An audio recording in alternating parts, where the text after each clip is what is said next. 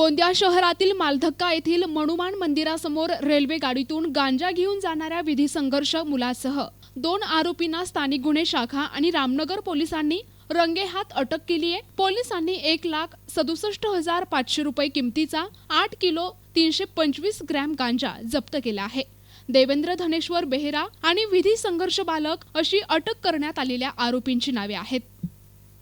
ओडिशातून Raipur railway मार्गाने गांजा रामनगर संकुलात येणार असल्याची माहिती स्थानिक गुन्हे शाखेला मिळताच माहितीच्या आधारे रामनगर पोलीस आणि स्थानिक गुन्हे शाखेने मालधक्का हनुमान मंदिरासमोर रेल्वे गाडीत सापळा रचला। दरम्यान कायदेशीरपणे गांजा वाहतूक करणाऱ्या मुलासह 2 आरोपींना रंगेहात पकडण्यात आले। दोनही आरोपींना ताब्यात घेऊन दोन्ही बॅगची तपासणी करण्यात आली। यामध्ये सेलो टेपने गुंडाळलेले 8 बंडल जप्त करण्यात आले असून न्यायाधीशांसमोर या बंडलची तपासणी केली असता त्यात हिरवी ओलसर पाने, फुले आणि बियाणे असे एकूण 8 किलो 325 ग्रॅम गांजा असल्याचे आढळून आले।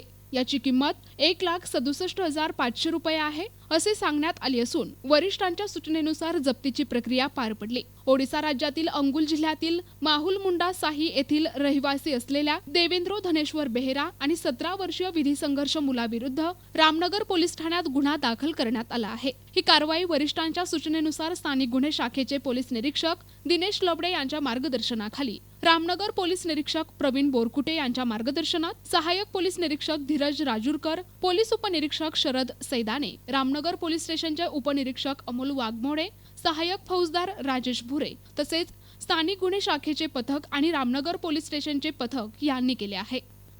प्रतिनिधी राधा किसन सुटे, NTV न्यूज मराठी, गोंदिया।